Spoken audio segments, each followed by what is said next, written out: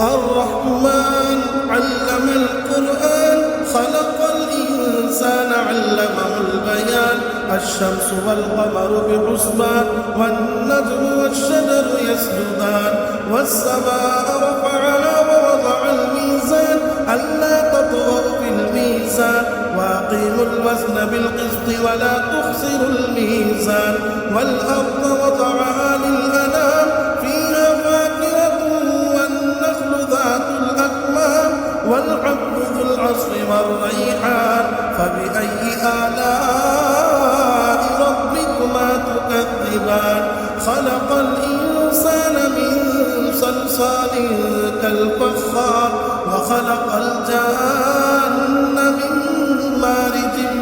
من نار فبأي آلاء ربكما تكذبان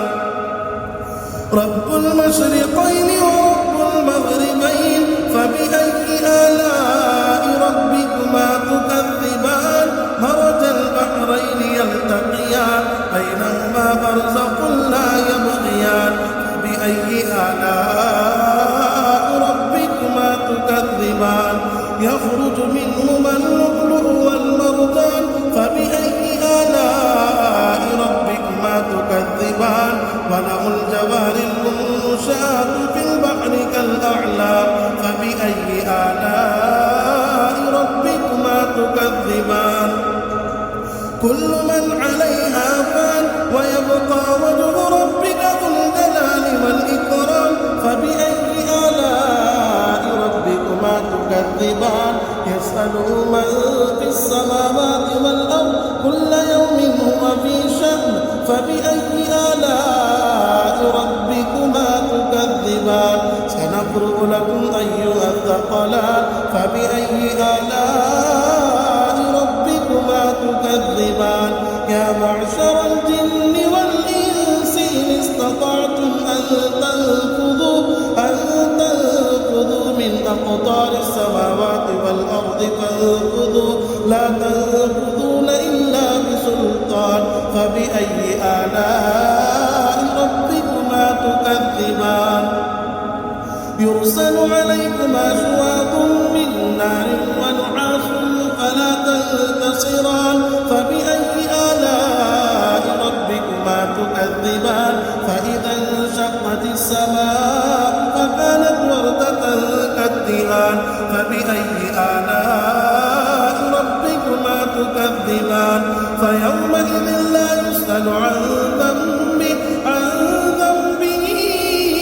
إنس ولا جان فبأي آلاء ربكما تكذبان يعرف المجرمون بسيماهم فيؤخذ بالنواصي والأقدام فبأي آلاء ربكما تكذبان هذه جهنم التي يكذب بها المجرمون يطوفون بينها وبين حميم آن فبأي آلاء ربكما تكذبان ولمن خاف مقام ربه جنتان فبأي آلاء ربكما تكذبان ذواتا أفنان فبأي آلاء ربكما تكذبان فيهما عينان تجريان فبأي آلاء ربكما تكذبان فيهما من كل فاكهة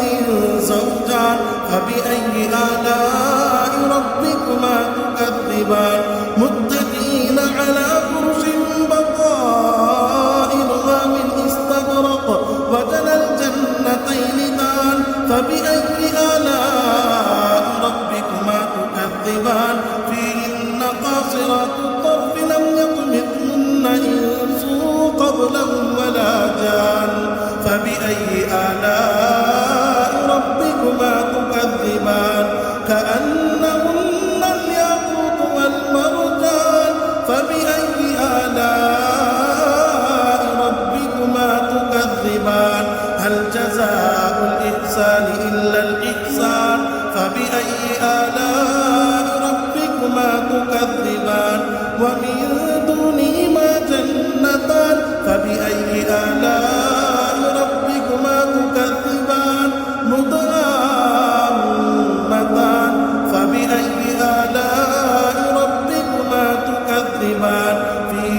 عينان نضاقتان فبأي آلاء ربكما تكذبان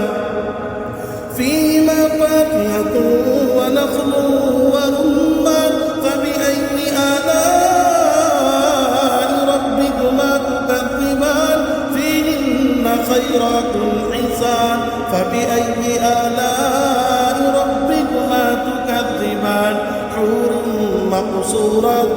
في الخيام فبأي آلاء ربكما تكذبان لم يطمثهن إنس قبلهم ولا جان فبأي آلاء ربكما تكذبان متكئين على رفرف خضر وعبقري حسان فبأي آلاء